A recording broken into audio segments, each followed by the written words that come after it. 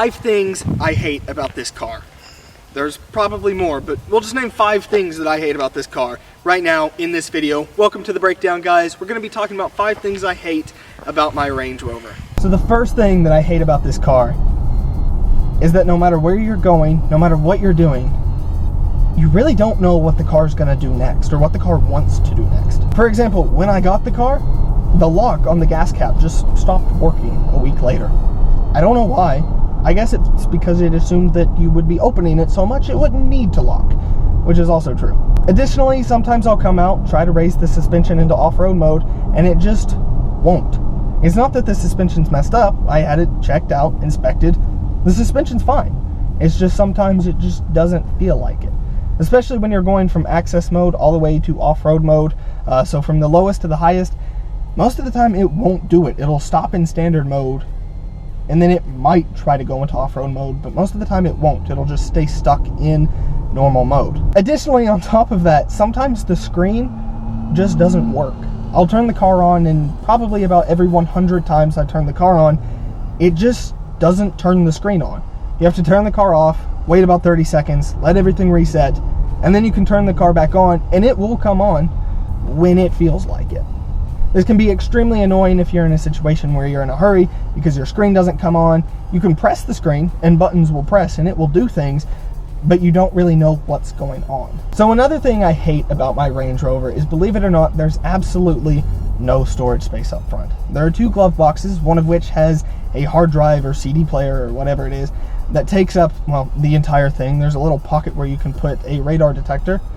And on top of that, there's a second glove box, which is so thin you can't really fit anything in it but your registration and car information. Along with that, you get a little Land Rover book when you purchase this car that you can keep in there. It's quite nice. In this pocket right here, you have a tiny bit where you can keep a garage door opener if HomeLink won't work, as mine won't. And you also can keep an auxiliary cable for when your iPod connectivity decides it doesn't want to work anymore. Along with that, you can keep a lighter, and then in here is taken up by the cord that you use to hook up your iPod. Along with that, you can keep a pack of gum. And if you fold up a piece of paper, that might fit in there as well. Before I had this car, I had a 2003 Honda Accord that had a ton of storage in the front, a ton of storage in here, and as big as this is, you would expect it would have quite a bit of storage. It doesn't. Additionally, there's no storage for the passengers in the back, and not that they have nowhere to put stuff, but they have nowhere to put their legs. On top of that, there are very few cup holders in this car. You have some space down at the very end of the car, but you have to reach across the earth to pick it up, and that's just very inconvenient. For as big of a car as this is, you would think that they had some more room in the car to put some extra cubby space for you to hold your stuff. I will say though, it is nice because you make sure the car is clean all the time because there's nowhere to put your trash. So the next thing I hate about this car is that it gets cut off a lot. Every single day, I would average probably about 4 to 5 times a day that I just get blatantly cut off. Now most of the time, like I said in my things I love, people move out of your way, but they also cut you off an unreasonable amount. I've never been able to figure out why people like to cut this car off. It doesn't matter if you're in traffic or if you're just driving down the road where there is no traffic. People, no matter what, will cut you off. It doesn't matter if it's bumper to bumper traffic or if the road is completely clear, somebody is going to find you and they will cut you off. Luckily though, this car has amazing brakes, so every time someone does cut you off, you can stop, honk your horn if it's working, and then they will know that they cut off a tank. So the fourth thing that I hate about my Range Rover is the rear visibility. For such a large car, for a car with such a large rear windshield, you would think that there would be a lot of room to see out the back of the car, but there's not. I don't know why. Actually, I do know why. There are 3 huge headrests, bigger than the ones in the front of the car, for the passengers in the back. Now, I guess they had to give them some comfort because there's absolutely no leg room in the back for people. But if you do have small children, they might fit in the back of the car. Needless to say though, it is just pretty much impossible to back this car out. Luckily, it has the rear view camera, but if it didn't, it would be quite a challenge to try to back this car out of any tight parking space. You can't really see anything behind you. If a small car comes up behind you, or even a large car, you don't really know they're there if it's night.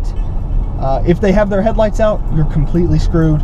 And if it's just a little dark outside, you can't see them whatsoever. Additionally, in the middle of the day, if a car comes up behind you and they're too close, you have no clue they're there because your headrests in the back are so large you can't see anything. Believe it or not, there are only 5 things I could come up with, and the 5th one is the comments that people make about Range Rovers.